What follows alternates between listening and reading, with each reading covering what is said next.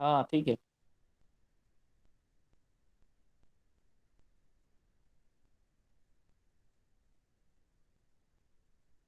Now this is a calculations, MacGregor's XY theory.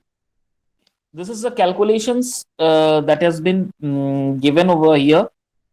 It is about a theory which we call it um, the XY theory. The theory is related to X and Y theory. Okay. Now see, it's just like a pyramid.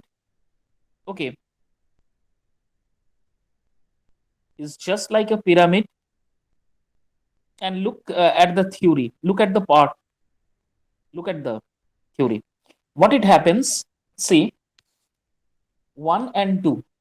Now in theory X, assume theory X में क्या है? Assume that employees are lazy, dislike work, and need constant supervision and coercions.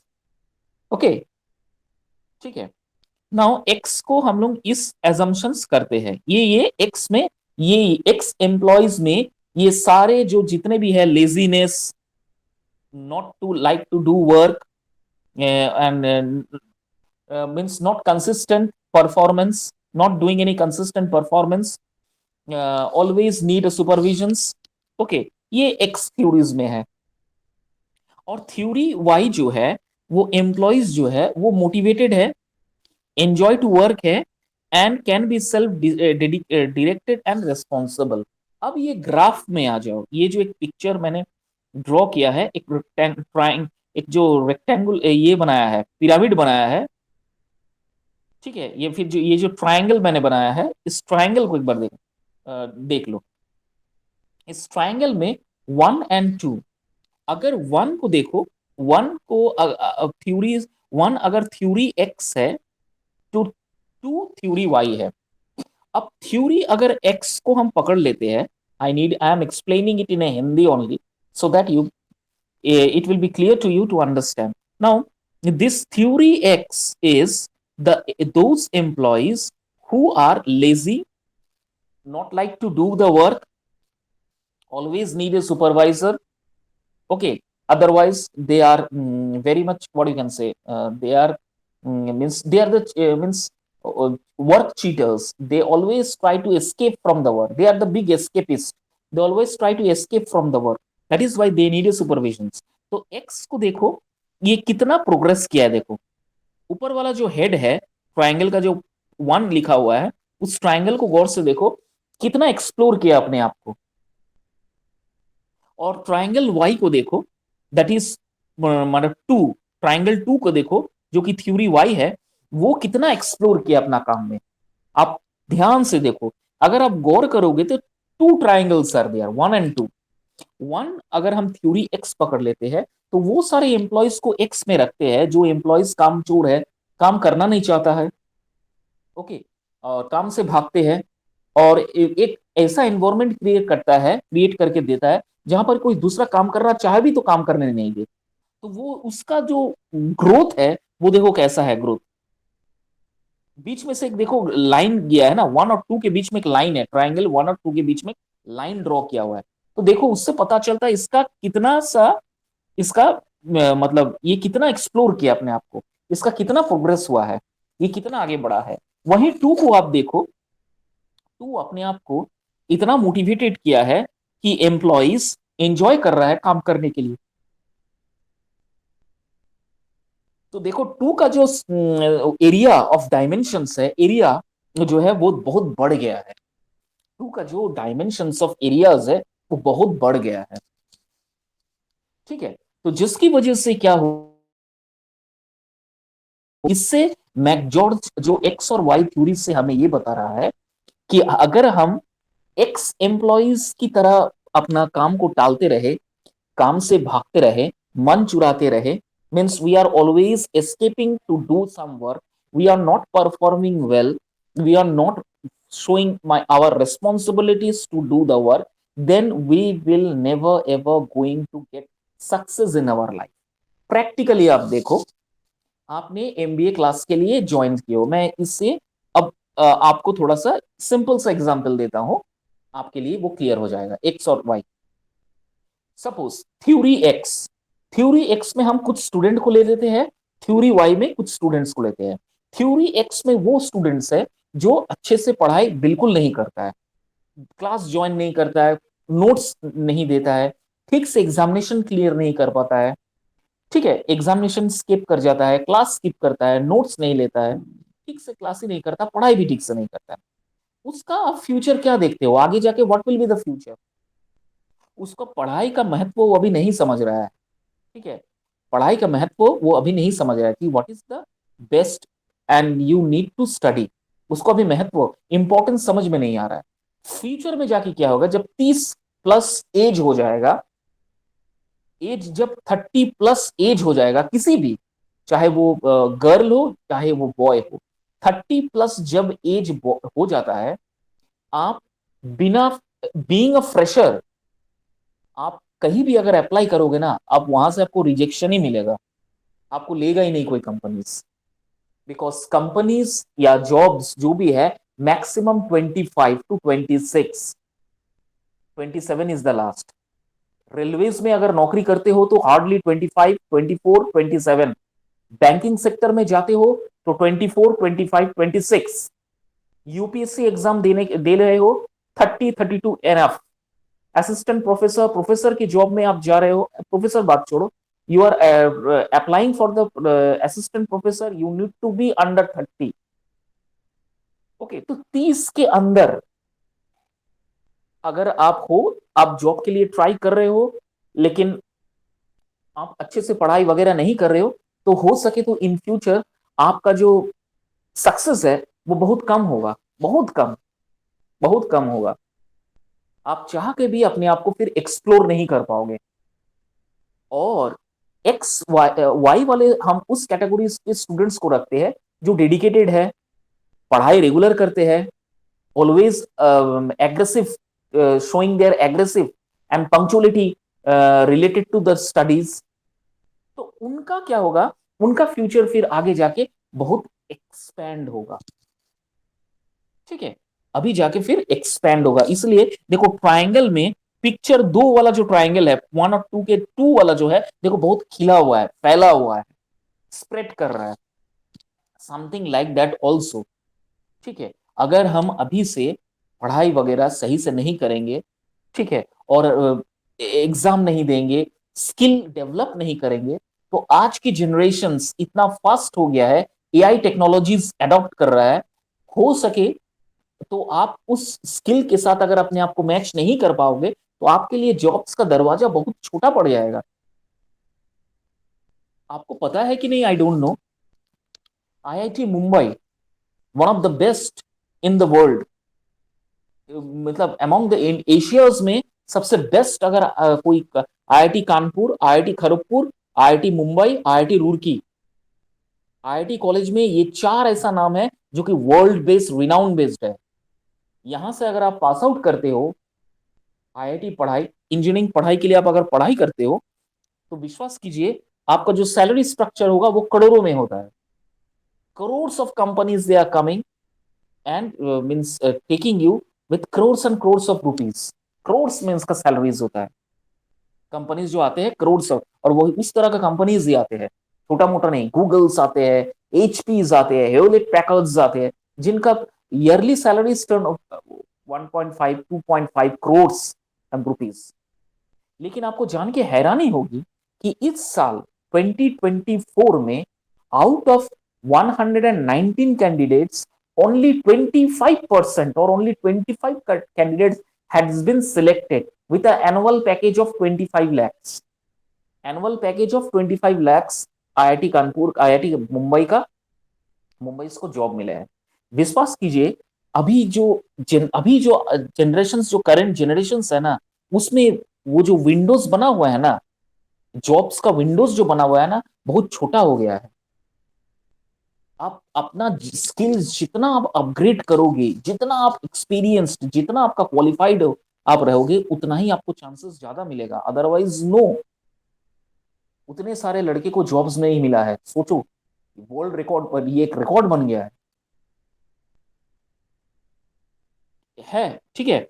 और आजकल competitions इतना बढ़ गया है, the competitions are so high and so much कि आप जो जॉब के लिए आप अप्लाई कर रहे हो, आप उस जॉब के लिए आप सोचोगे कि लाखों आप पीछे अप्लाई किया हुआ है,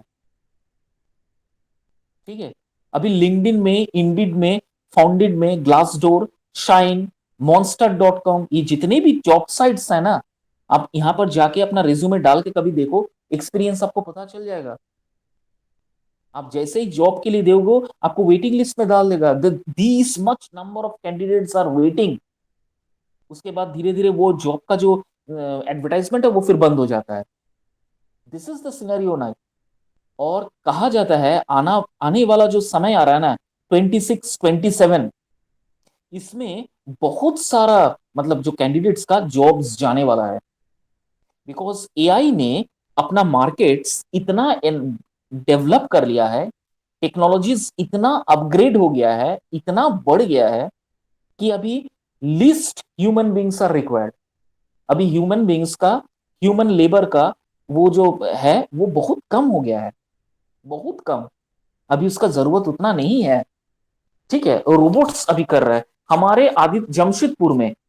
you will surprise to know, हमारे जमशेदपुर में मेडिटेरिना हॉस्पिटल नाम सुने हो? Have you ever listen the name of Meditrina hospital in Jamshedpur? Now, Yes, sir. Now Yes, there sir. एक बिष्टुपुर में कटिंग, एक कटिंग है। Your मेरा वॉइस इको हो रहा है। अभिजीत माइक ऑफ करो। हाँ, मेरा एक sir, Abhijit your please mic off, Abhijit mic off करो। sir आपका वॉइस ब्रेक हो रहा था इसलिए। हाँ ठीक है, हाँ थैंक यू। अभी क्लियर है, सुनाई दे रहा है? Yes, sir. अभिजीत तुम्हारा ना थोड़ा सा नेटवर्क इशू है। क्या यूज नेटवर्क यूज करते हो, जियो और no sir, Airtel? Sir Jio. ठीक है, ओके, अभी सुनाई दे रहा है Abhijit? Is it clear to you? Yes sir. हाँ ठीक है, माइक ऑफ करो। हाँ, मैं जो बता रहा था, Mediterranean hospitals, okay, which is in Jamshedpur, उसका एक बहुत बड़ा कटिंग आप देखिएगा बिष्टुपुर या फिर ये क्या क्या रामगोपाल मैदान जो है, वहां से एक रोड निकलता है, वहां पर मेडिटेरियन हॉस्पिटल्स, जो ये जमशेदपुर वुमेन्स कॉलेज, वहां पर बहुत बड़ा होर्डिंग्स कटिंग लगा हुआ है। Now you will surprise to know that now the doctors will be assisted by AI robots. Launch हुआ है recently, the robots will going to assist the doctors. अब देखो वहां पर अगर डॉक्टर्स के पास असिस्ट करने के लिए अगर रोबोट्स आ जाते हैं, मतलब नर्स की नौकरी खतरे पे। नर्स का रिक्वायरमेंट्स फिर कम हो जा रहा है, रिक्वायरमेंट है ही नहीं, बिकॉज इतना रिप्लेसमेंट, इतना सैलरीज आपको देना पड़ेगा एवरी डे। कोई एक प्राइवेट हॉस्पिटल्स जो है नर्स के पीछे पैसा बहुत खर्चा करते हैं ना, शिफ्टिंग ड्यूटीज है। अब कोई एक नर्स 24 घंटा तो ड्यूटी नहीं कर सकता, it is not possible. maximum to maximum 12 hours, not more than that. Okay, for 12 hours he will be shift will be changed।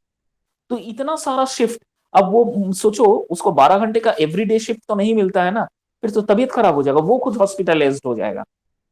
तो वो 3 दिन, 2 दिन, तो एक मतलब एक 24 आवर्स के लिए ने, समझ लो एक 24 आवर्स के लिए मैनेजमेंट को 4 या 5 नर्स ज्वाइनिंग करवाना पड़ रहा है। वहीं पर एक रोबोट जो है वो पूरा काम कर दे रहा है। सैलरीज कितना बच रहा है, जिसकी वजह से अब जाके ये धीरे धीरे इसका सब फायदा ले रहा है। अभी now this Mediterranean hospital, not only Mediterranean hospital, many other private hospitals, they now included this AI technologies, robots. Now, X-ray machines, ultrasonograph machines, these machines will be operated by this AI technologies, through AI technologies। इसका मतलब क्या है, वहां पर भी labour का reduction हो जा रहा है, वहां पर भी नौकरी खा जा रहा है, वहां पर धीरे धीरे नौकरी चला जा रहा है। अब आ जाते हैं कॉलेजेस में। इंजीनियरिंग कॉलेज में अगर देखो तो सिविल डिपार्टमेंट लगभग लगभग बंद हो चुका है। सिविल जो है, सिविल का पढ़ाई, ये जो सीमेंट वाली ये सब की पढ़ाई, सीमेंट, ईटा वाली सीमेंट का जो सिविल का पढ़ाई, सिविल इंजीनियरिंग का जो पढ़ाई होता है वो धीरे धीरे बंद हो गया है। इलेक्ट्रॉनिक्स एंड कम्युनिकेशन इंजीनियरिंग वो धीरे धीरे बंद हो गया है। अभी सिर्फ electronics and electrical engineering, mechanical engineering and AI technology, computer science अभी भर रहा है, भर रहा है, भर रहा है। कंप्यूटर साइंस का सबसे ज्यादा डिमांड्स है अभी। धीरे धीरे अभी ये सब डिपार्टमेंट इलॉप्ट हो जा रहा है। ठीक है, आने वाला साल में कहा जा रहा है कि अगर गवर्नमेंट ये सारा कुछ अगर कर ले, ये सारा भी ला ले, तो data entry job, job of accountant, clerical job, administrative job, executive jobs, ये 5 तरह का जो भी जॉब्स है ना, डेटा एंट्री जॉब, ये 6-7 तरह का जॉब, इसका इतना सारा नौकरी फिर चला जाएगा। आप सोच सकते हो क्या हालत है देश का नौकरी के लिए। एवरी डे अभी हम आपको पढ़ा रहे हैं, अभी आप दुनिया में कोई भी एक जगह देखो, कोई रेजिग्नेशन डाल दिया है या किसी का नौकरी चला गया है। This is a fact, Abhijit and the girl that I am talking to you, ये फैक्ट है। आजकल अपने स्किल को जितना आप अपग्रेड करोगे ना, सिंपल सा पढ़ाई कुछ नहीं होता है। The more you upgrade your self, the more the chances you will going to get. लेकिन चांस तो आपको मिल जाएगा, लेकिन टिकना जो है, टिक के रहना, वो आजकल बहुत दिक्कत हो गया, बहुत बहुत दिक्कत हो गया, बहुत दिक्कत हो गया। सो बी केयरफुल। अंडरस्टूड? ये थ्योरी एक्स और वाई का चीज समझ में आ रहा है? देखो थ्योरी वाई जो है, थ्योरी एक्स जो है नेगेटिव एम्प्लॉइज है, तो जो नेगेटिव एम्प्लॉइज है, कामचोर है, काम से भागते हैं, उसका ग्रोथ देखो कैसा है, नंबर 1 पर देखो। और जो थ्योरी वाई है, जिन जो अच्छा है, सच्चा है, बढ़िया से काम करता है, स्किल्ड है, सीख रहा है, आगे बढ़ रहा है, उसका देखो कितना एरिया ऑफ, जो एरियाज जो है बढ़ा हुआ है। This is the difference between X and Y. और ये थ्योरीज से एम्प्लॉयज के बारे में बताया गया है कि कौन कितना एक्सप्लोर कर रहा है। क्लियर है? Do you have any doubt? Any doubt Abhijit and the girl? मैं नाम नो भूल सर, जाता हूँ। अंजू क्या सर। नाम? Anju. Anju, okay. Anju, do you have any doubt? समझ में नो आया? सर, हाँ सर समझ गए। Okay, please ma'am, please go to the next slide. Okay, now other theories of organizational behavior. What are the theories of organizational behavior? ठीक है, इससे पहला जो स्लाइड मैंने पढ़ाया था, मतलब पिछले क्लास, कल तो आप लोग एब्सेंट थे, yesterday I have taught you, जो क्लास था वो हेलोस परसेप्शंस था। हेलोस मीन्स, उसके बाद और भी परसेप्शंस था, थ्योरीज था। अब इसके अलावा और क्या क्या थ्योरीज है ऑर्गेनाइजेशनल बिहेवियर में, वो हम पढ़ेंगे। पहला है इमेच्योरिटी। इमेच्योरिटी में क्या है? Maturity theory. उसके बाद है मेओस सोशल मैन। उसके बाद है Schein's rational and complex man. Okay, ये है ऑर्गेनाइजेशनल बिहेवियर का कुछ थ्योरीज। अब चले आते हैं पहला में, इमेच्योरिटी और मैच्योरिटी थ्योरीज। ये क्या होता है? What is this immaturity or maturity theories?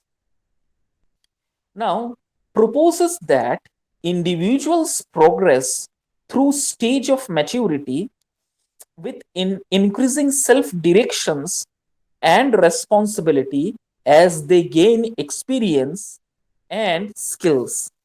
This theory supports providing opportunities for growth and development, for growth and development. क्या बता रहा है? फिर से हम इसको पढ़ते हैं। proposes that this theory or maturity theory proposes that any person progress through stage of maturity with increasing self direction, responsibility as they gain experience and skills. This theory support providing opportunities for growth and development. Okay, ठीक है। इस theory में ये बता रहा है, मैं हिंदी में बोल रहा हूं, इस थ्योरी में इमेच्योरिटी मैच्योरिटी थ्योरीज में ये बता रहा है कि कोई भी इंसान अगर अपना पर्सनल इंप्रूवमेंट या प्रोग्रेस चाहता है, तो उसको सेल्फ डेवलपमेंट करना बहुत जरूरी है। सेल्फ डेवलपमेंट, जैसे आप लोग में ये डेवलपमेंट, ये आइडियाज दिमाग में आया कि हम लोग एमबीए कर लेते हैं। डेफिनेटली आप लोग ग्रेजुएट करने के बाद ही मास्टर डिग्री कर रहे हो, MBA means master of business administration. इसका मतलब आपने ग्रेजुएट कंप्लीट कर लिया, अब का आपको लगा कि ये सिंपल सा ग्रेजुएशन करके कोई फायदा नहीं है, अब थोड़ा सा इसमें हम और अलग सा कुछ स्किल वाला कोर्स करते हैं जिसे हमें नौकरी पाने के लिए आसानी होगी। अब नौकरी पाना तो ठीक है, चलिए मिल जाएगा, लेकिन अगर 11, 10, 20 हजार रुपया मिले तो इससे फायदा नहीं है, कुछ इससे ज्यादा हम सैलरीज डिमांड देखेंगे, उसके लिए थोड़ा सा और स्किल का इंप्रूवमेंट चाहिए। तो क्या ऐसा कोर्स पढ़े जिसकी वजह से शायद इन फ्यूचर हमारे सैलरीज जो है ये रिलेटेड, ये स्ट्रक्चर सैलरीज हो सकता है। तब आपने क्या सोचा कि हमने क्या, क्यों ना हम लोग मैनेजमेंट के कोर्सेज पढ़ते हैं, क्योंकि आजकल की टेक्नोलॉजीज की दुनिया में मैनेजमेंट एक ऐसा चीज है जिसको हमेशा ही जरूरत पड़ जाएगा। जितना भी एआई टेक्नोलॉजीज इंप्रूव कर ले, मैनेजमेंट पक्का रहेगा।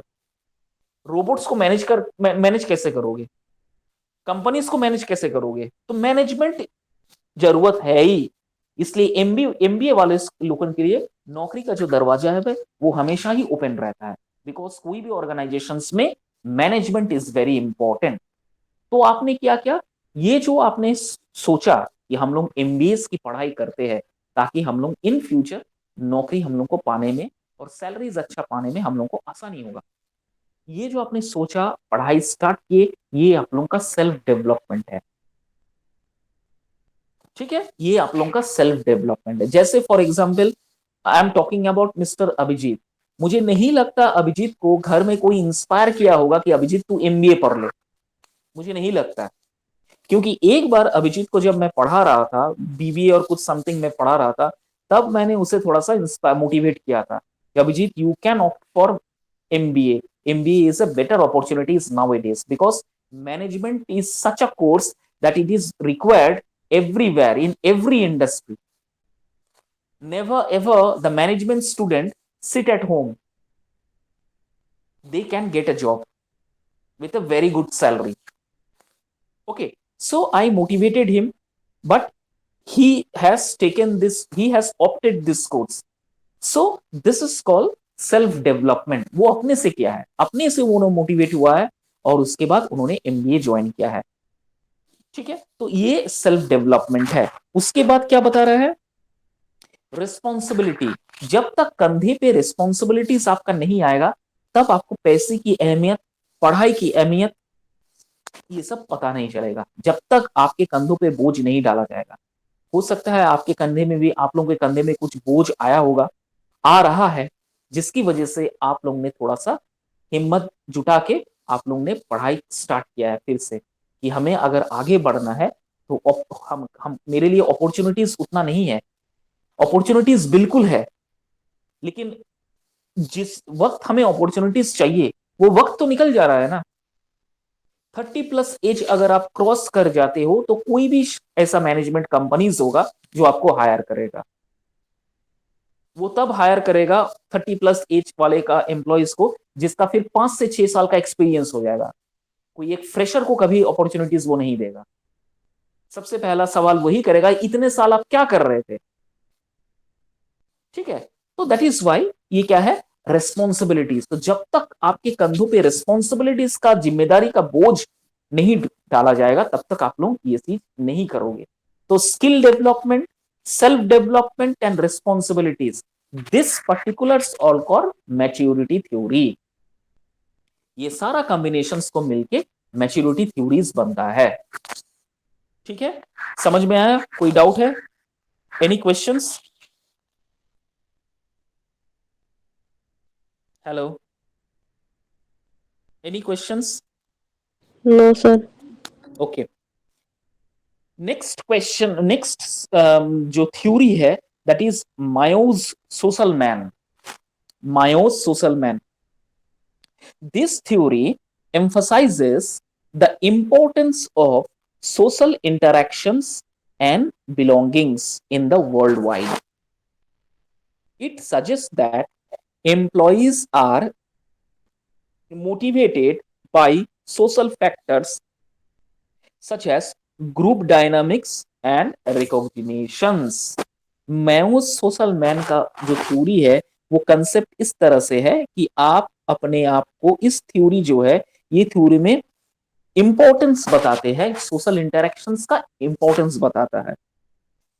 ओके, कोई भी एक सिंपल सा इंसान वर्ल्ड वाइड में उसका कितना सोशल इंटरेक्शंस है, समाज में वो कैसा उठ बैठ रहा है, समाज में उसका कैसा रवैया है, वो समाज में उसको किस नजरिए से उसको देखता है, ये सारा कुछ जो होता है, ये जो कंसेप्ट है वो Mayo's social man theory, Mayo's social man theory. अब आप बोलोगे सर ये इंपॉर्टेंस क्यों है इतना? इसलिए इंपॉर्टेंस है, देखो आप घर में के चार दीवारी में क्या कर रहे हो सकता है आपके बारे में जो दूसरे जो है, आपके चार दीवारी के जो दूसरे बाहर के सोसाइटीज के जो लोग हैं वो चार दीवारी के अंदर से तो आते नहीं है, आपके किसी भी पर्सनल लाइफ में इंटरफेयर नहीं करते हैं। ठीक है, आप घर में रहते हैं, क्या करते हैं, सेल्फ इंट्रोवर्ट है कि एक्सट्रोवर्ट है, that is completely depends on a person. जो इंसान जितना ज्यादा सोशल इंटरेक्शंस, जितना ज्यादा एक्सट्रोवर्ट है, सोसाइटी से मिलजुल के रहते हैं, that type of particular person को एज्यूम किया गया है कि वो लाइफ में अच्छा सा अच्छा सक्सेसफुल हुआ है। उसका प्रेजेंस ऑफ माइंड, उसका इंटेलिजेंस, उसका आईक्यू लेवल, उसका इमोशनल कोशेंट लेवल, ये जो लेवल्स है वो बहुत अच्छा रहता है, और वो सोसाइटीज के लिए, कंपनीज के लिए, ऑर्गेनाइजेशंस के लिए बहुत हेल्पफुल होता है। ऑर्गेनाइजेशन इस तरह का नेचर के इंसान को ऑब्वियसली पसंद करता है। अच्छा, इसका एक सीधा सा और एग्जाम्पल देते हैं। सपोज फर्ज करो आपके दोस्तों में कोई एक ऐसा दोस्त है जो एकदम रिजर्व सेपरेट रहना पसंद करता है, किसी से बातचीत नहीं करता है, सेपरेट रहता है, मजाक मस्ती उसे बिल्कुल पसंद नहीं है, बहुत सीरियस रहता है। क्या आप उनसे घुल मिल के बात कर पाओगे? कभी नहीं। It is not never ever going to be possible. तो वो वैसा लड़का जब इन फ्यूचर कोई कंपनीज में जाके वो काम करेगा, वो उस तरह का परफॉर्मेंस ही देगा, उसका परफॉर्मेंस उतना अच्छा हाई परफॉर्मेंस नहीं होगा, उसके लिए गुड अपॉर्चुनिटीज का दरवाजा बिल्कुल नहीं खुलेगा। ठीक है, तो ये भी बहुत बड़ा फैक्टर है। मैओस मैन थ्योरीज जो है, मैओस सोशल मैन थ्योरीज जो है, ये बहुत बड़ा एक फैक्टर है। आप कैसे समाज में रहते हो, समाज आपको किस नजरिए से देखता है, समाज में आपका ओहदा क्या है, आपका स्टेटस क्या है in the society, that completely depends on the organisation where you work and what is the environment of the organisations. Is it clear to you? This is called Mayo's social man. तो एक societies के जहां हम लोग रहते हैं, वहां से घुल मिल के मिलजुल के रहना भी एक बहुत बड़ा आर्ट है, कला है। तब जाके आपका आईक्यू लेवल या ईक्यू लेवल के बारे में पता चलता है, जिसके लिए कंपनीज फिर अगर आपको हायर करता है तो कंपनीज के लिए भी फायदा होता है, इस तरह के एम्प्लॉइज के लिए। This is called Mayo's social man theory. Clear है? Is it any doubt Abhijit? Is it clear to you? Okay, Abhijit आप लोग क्या सोशल मैन हो? सोशल सोसाइटीज में घुल मिल के रहते हो ना बहुत, यस ना सर। बहुत, या फिर रिजर्व रहते हो? नो सर, हम ओपन माइंडेड से पूरा फ्रैंक है सर। वेरी गुड ना, it's not about franks Abhijit. Sir उसको बोले सर उसको माइक बोले बंद माइक करना। बंद करना। हाँ अभिजीत थोड़ा सा, हाँ, इट्स नॉट अबाउट फ्रैंक या open minded, it's all about the how you means how you meet up with the peoples in the society, how you means it shows about your friendliness, how much friendly you are, how much dedicated you are in the societies. अगर कोई समाज में कोई दिक्कत आया हो, कोई problems आ रहा हो, आप कितना उस सोसाइटीज में उस जगह आप जाके कितना हेल्प करते हो, हेल्पिंग नेचर आपका कितना है, ये सारा कुछ ना बहुत मायने रखता है। पहले मुझे भी लगता था कि इस चीजों का मायने उतना नहीं है, नहीं बिल्कुल है, बिल्कुल है, बहुत सारा चीज इसमें फैक्टर्स को रिस्पॉन्सिबल करता है। आपको अगर देखिए, एक बात मैं आपको बता दूं कि इससे रिलेटेड कैसा है, सोसाइटीज में हर एक तरह का इंसान रहता है, थोड़ा सा एक्सट्रोवर्ट ओपननेस और थोड़ा सा इंट्रोवर्ट, जो अपने फैमिलीज, अपना फैमिली मेंबर को ही लेके ही व्यस्त रहता है। वो ना कभी कोई और मतलब किसी दूसरे के मतलब किसी दूसरे में इंटरफेयर करते हैं, कोई भी प्रॉब्लम्स आएगा वो बाहर से देख के चला जाएगा। तो इस तरह का इंसान जब कंपनीज में जाता है काम करने के लिए, ये कभी ना चैलेंजेस, अपॉर्चुनिटीज या फिर कुछ सीरियस वर्क इसके इसके माध्यम से होगा ही नहीं। ये सिंपल सा इजी सिंपल टास्क करने वाला इंसान रहेगा। इसको कोई भी आप चैलेंजिंग टास्क दोगे ना, they will fail to perform, they will fail to perform. कभी नहीं हो पाएगा, इन लोगों से कभी नहीं हो पाएगा। अब जाके ये बात समझ में आया कि why the companies ask this question, are you a social kind of man और you are an introvert kind of man. इस सवाल का जवाब क्यों खोजता है, इसमें बहुत सा राज है। क्योंकि सोसाइटीज में इस तरह का अगर इंसान है जो अपना आप में ही रहने की कोशिश करता है, अपना फैमिलीज मेंबर्स, और एकदम इंट्रोवर्ट, किसी से मिलना नहीं जुलना नहीं, उतना बातचीत नहीं, बस आना, फैमिलीज को टाइम देना, अपने काम से काम मतलब रहना, सोसाइटीज में क्या हो रहा है पता नहीं, कोई भी प्रॉब्लम्स होगा वो जाएंगे नहीं। इस तरह का इंसान इन फ्यूचर जो कंपनीज में काम कर रहा है, उस कंपनीज में भी रिस्क लेने से डरता है। और वो एक ही जगह, फिर इस तरह का इंसान का प्रमोशंस अप्रेजल्स कभी नहीं होता है, वो एक ही जगह स्टैग्नेंट हो जाता है। ठीक है, this is called Mayo's social man theory. Relate कर पा रहा हूं? ओके, उसके बाद है Schein's rational and complex man. Now what is this kind of theory is, देखो, this theory recognizes employees as complex individuals who make rational decisions based on their perceptions, values, and belief. It encourages managers to understand and address these factors when motivating the employees. This is called Siacen's rational and complex man. अब ये थोड़ा सा मैं आपको समझा देता हूं।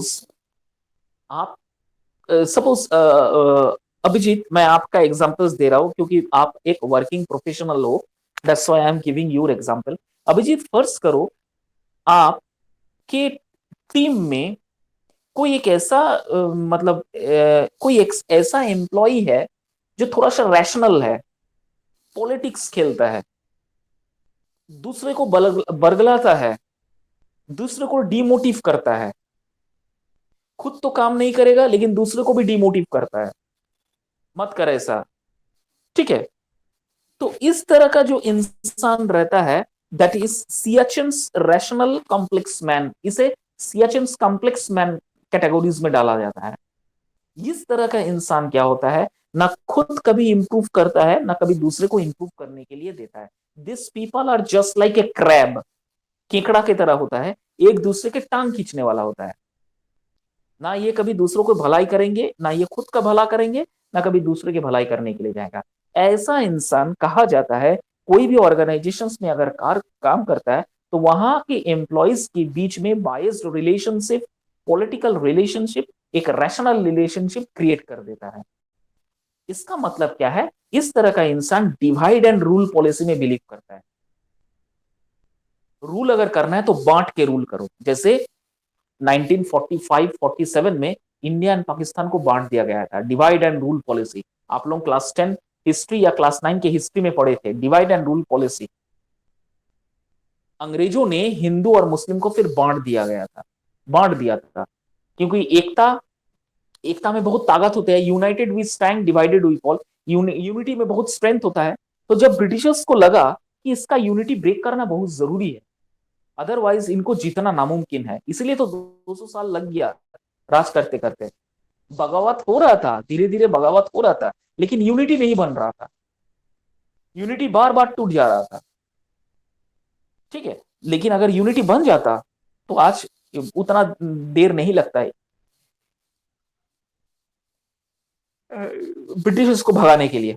Britishers को भगाने के लिए उतना दिन नहीं लगता, उतने साल नहीं लगता। जिसकी वजह से क्या किया ब्रिटिशर्स ने, divide and rule policy adopt किया और फिर राज कर लिया। और सेम यही चीज ना ऑर्गेनाइजेशंस में होता है। देखो, बहुत बड़े बड़े जो ऑर्गेनाइजेशंस होते हैं, जैसे टाटा स्टील प्लांट्स में एम्प्लॉइज वेलफेयर कमिटीज बोल के एक कमिटी बनता है। उन कमिटीज का सिलेक्शंस होता है, टीम मेंबर बनता है, चेयरमैन बनता है, उन लोगों का वोटिंग होता है, वोटिंग में बनाया जाता है। उसका काम क्या है, जितने भी एम्प्लॉयज टाटा स्टील प्लांट में काम कर रहे हैं उसका वेलफेयर के बारे में सोचना, पेंशन चालू करना, नए जॉब, अगर कुछ तबीयत खराब हो जाए उनको पैसा पहुंचाना, मेडिकल फैसिलिटीज मिल रहा है कि नहीं वो सब देखना, इंक्रीमेंट हो रहा है कि नहीं ये सब देखना। ठीक है, मैनेजमेंट से डायरेक्ट बात करना, क्योंकि मैनेजमेंट तो ये सब देखता नहीं है, ये सब यूनियन की बात होता है, तो यूनियन से बात करते हैं। तो यूनियन वेलफेयर जो जितने भी एम्प्लॉयज है उनका हमदर्द बन के फिर मैनेजमेंट से बात करता है। अगर मैनेजमेंट मान जाए तो ठीक है, तो फिर ये हड़ताल स्ट्राइक में आ जाते हैं। दिस टाइप ऑफ पर्संस और this type of people are called rational peoples. Okay, this type of people are called rational people. They always try to play politics, they always try to play a rational games in between the employees. ठीक है, so these are called the uh, the immaturity theory, Mayow's social man theory, Seichel's rational and complex man theory. कोई doubt है तो पूछो इसमें।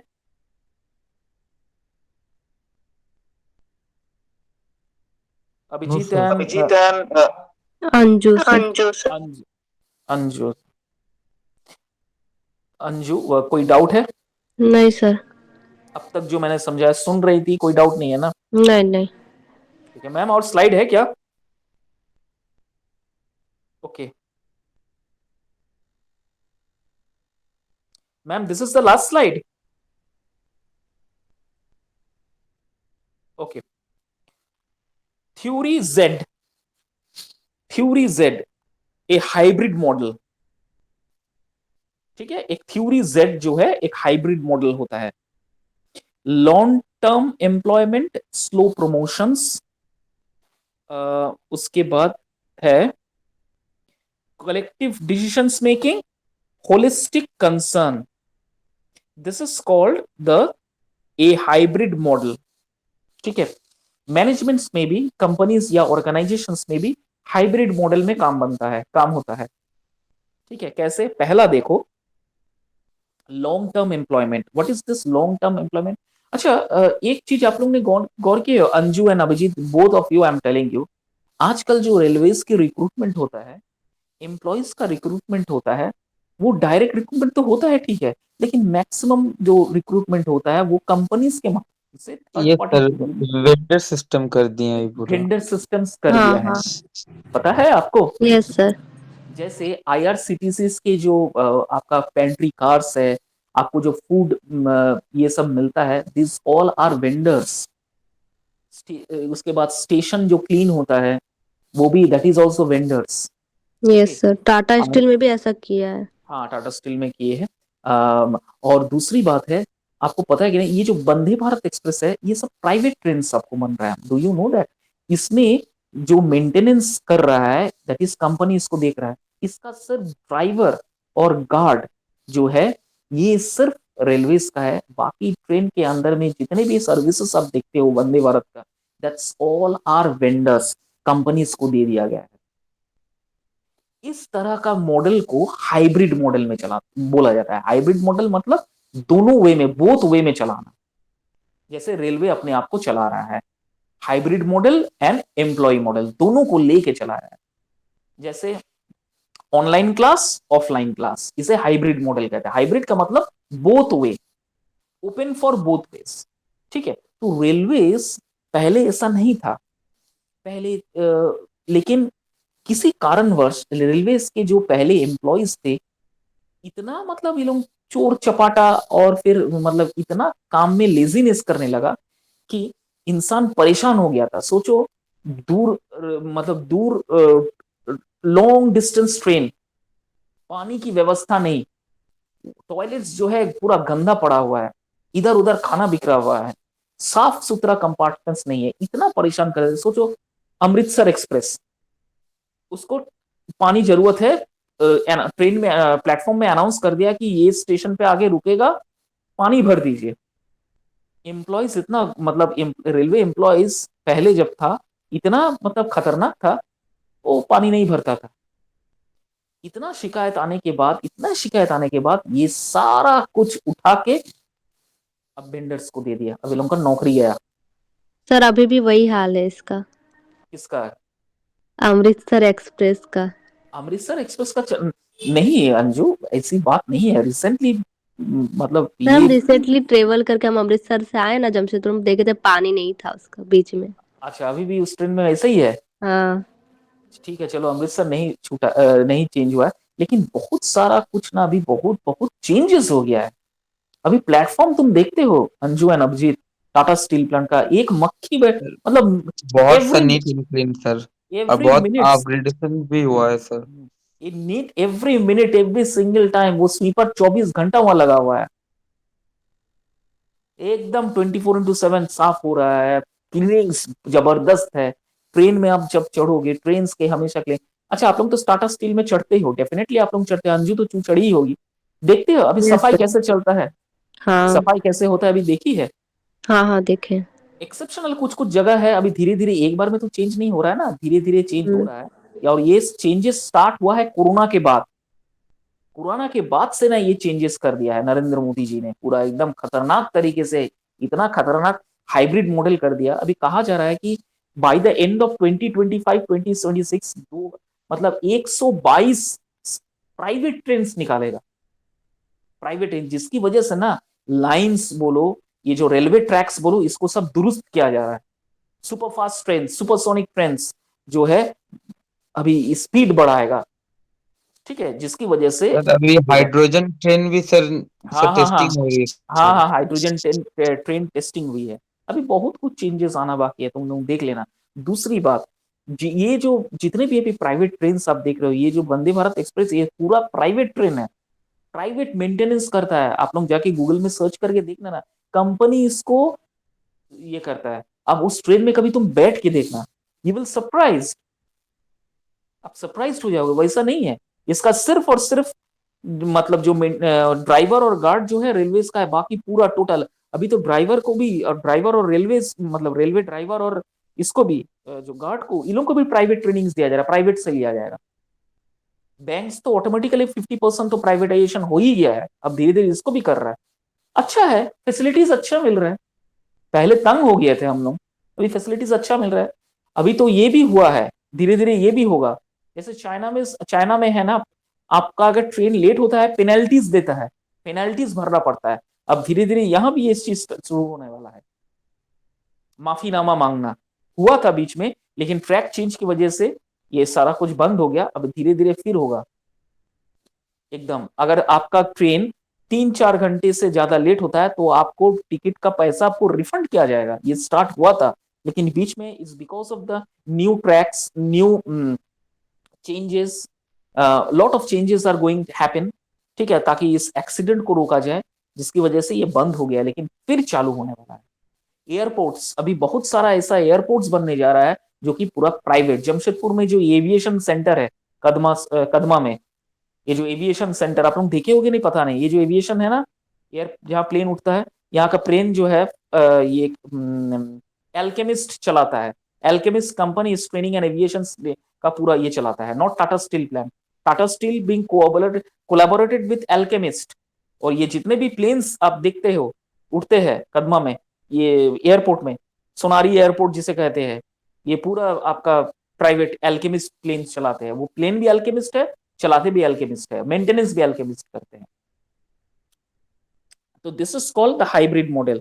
Now long term employment, what is this long term employment? Long term employment emphasizes job security, fostering employment loyalty and commitment, ठीक है। Long term employment का मतलब होता है कि आपका जॉब सिक्योरिटी रहेगा, आप लंबे समय तक काम करते रहोगे, इसे लॉन्ग टर्म कहते हैं। उसके बाद too slow promotion, advocate a gradual promotion and career development providing opportunities for growth and learning with the organization. बहुत सारा ऑर्गेनाइजेशन जो है आपको पढ़ने के लिए, सीखने के लिए बहुत सारा मौके देते हैं। और आप लोग एमबीए कर रहे हो, तो एमबीए करने के बाद आप लोग जब कॉलेजेस में, आप लोग कोई ऑर्गेनाइजेशन में जाओगे, तो ऑर्गेनाइजेशन का बहुत सारा पढ़ाई वहां रहता है। आप लोग अगर इच्छुक हो पढ़ने के लिए, तो आप लोग को पढ़ाएगा मुफ्त में, they company will going to pay to you. This is called slow promotion. Third है collective decision making. What is this collective decision making? encouraging collective decisions making and consensus building, empowering employees and fostering a sense of ownerships. हमें companies में ownership चलवाना, build empowerment building create करना, fostering sense create करना, ये सारा कुछ है जो है कलेक्टिव डिसीजंस मेकिंग हम लोग को सिखाता है कि एक डिसीजंस अपने मन से अकेले मत लो। अगर कंपनीज को प्रमोट करना है, कंपनीज को आगे बढ़ना है, तो जो भी डिसीजंस होगा एक इक्वल डिसीजंस लिया जाता है। जो कोई भी इवेंट अगर आप ऑर्गेनाइज कर रहे हो, जैसे सोचो किसी घर में शादी ब्याह पार्टी फंक्शन हो रहा है, तो सबका कलेक्टिव डिसीजंस रहता है, कोई अकेले का डिसीजंस नहीं रहता है। This is called collective decision making. और फोर्थ है holistic concern. Holistic concern means employing maintain a balance between work and personal life. इसे कहते हैं होलिस्टिक कंसर्न। आजकल इसका चलन बहुत आगे बढ़ गया है कि कंपनीज ऐसा हो जिसका होलिस्टिक डेवलपमेंट हो, जहां पर आप अपना पर्सनल लाइफ को इंटरफेयर कर सकते हो और वर्क कल्चर को भी आप बैलेंस कर सकते हो। तो this is called the hybrid model. ठीक है, हाइब्रिड मॉडल उसे कहते हैं जिसमें ये चारों फंक्शंस कोई ऑर्गेनाइजेशन में रहता है। क्लियर है? कोई डाउट है? Any doubt Anju and Abhijit? No ना? Ma'am please go to the last slide.